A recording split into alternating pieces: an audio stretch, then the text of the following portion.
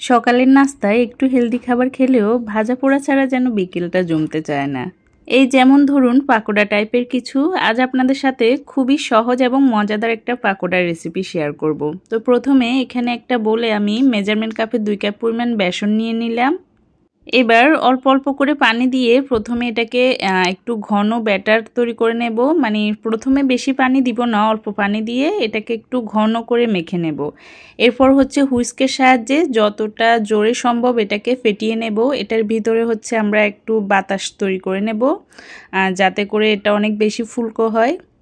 আর এই কাজটা কিন্তু ঘন ব্যাটারেই করা পসিবল। আপনারা যদি ব্যাটারটা পাতলা করে ফেলেন তাহলে কিন্তু করা যাবে না।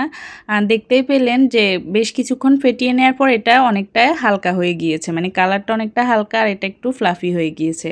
এখন এর মধ্যে স্বাদ মতো একটু লবণ, চটপটির মশলা আর সামান্য একটু হলুদ দিয়ে মিশিয়ে এটাকে 5 মিনিটের জন্য একটা সাইডে রেখে দিচ্ছি। এই পাকোড়ার মূল উপকরণটা হচ্ছে পেঁয়াজ। পেঁয়াজের পরিমাণটা এখানে একটু বেশি দিতে হবে। আর দেখতেই পাচ্ছেন পেঁয়াজটাকে কিন্তু আমি চপিং বোর্ডে না কেটে এভাবে হাতে নিয়ে অর্ধেক করে এরপর হচ্ছে এক পাশ মোটা আরেক পাশ চিকন এরকম করে কেটে নিচ্ছি।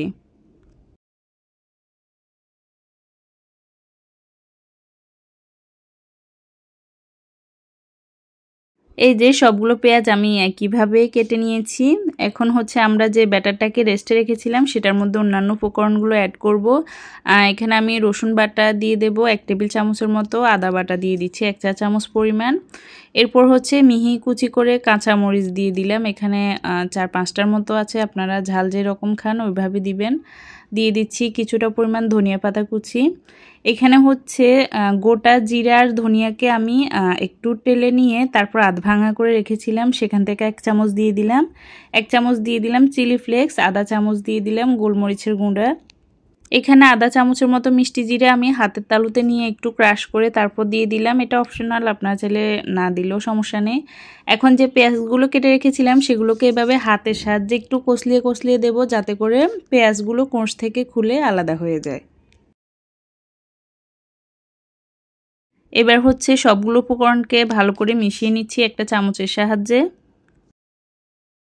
এখন এটাকে আবারও 10 মিনিটের জন্য রেস্টে রেখে দিচ্ছি। 10 মিনিট পর ফিরে আসলাম। এখন পাকোড়াগুলো তৈরি করার পালা। এখন এর মধ্যে 1/4 চা চামচের মতো বেকিং সোডা আর হচ্ছে আধা কাপের মতো চালের গুঁড়া দিয়ে দিলাম। এটা পাকোড়াগুলো তৈরি করার ঠিক আগ মুহূর্তে দিবেন, তাহলে পাকোড়াগুলো বাইরে থেকে অনেক বেশি ক্রিস্পি আর ভিতর থেকে সফট হবে। তো ভালো করে মিশিয়ে নিচ্ছি, দেখতেই পাচ্ছেন।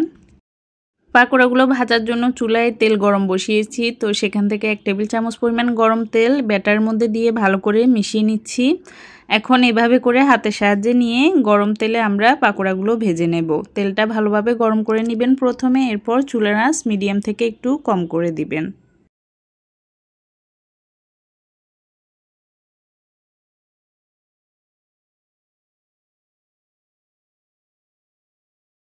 এক সাইডটা যখন হালকা ভাজা হয়ে আসবে তখন এগুলোকে উল্টে দিতে হবে। এভাবে করে উল্টে পাল্টে দিয়ে একটু সময় নিয়ে এগুলোকে ভেজে নেব যাতে করে ভিতরটা কাঁচা থেকে না যায়। তো যখন এরকম কালার চলে আসবে তখন তেল থেকে আমি তুলে নিলাম। এভাবে করে আমি সবগুলো পাকোড়া তৈরি করে নিয়েছি। আর পাকোড়াগুলো উপর থেকে ঠিক কতটা ক্রিস্পি হয়েছে আপনাদেরকে দেখিয়ে দিচ্ছি। দেখুন একটা চামচের সাহায্যে আমি দেখিয়ে দিলাম, যদিও বাচ্চাদের মানে কথা বলার জন্য আমি সাউন্ডটা অফ করে দিয়েছি, না হলে আপনারা সাউন্ডটাও শুনতে পারতেন। আর ভিতরটা কীরকম সফট হয়েছে দেখতে পাচ্ছেন। এই পাকোড়া কিন্তু খেতে অনেক মজা, আপনারা বিকেলে চায়ের সাথে অবশ্যই ট্রাই করে দেখবেন।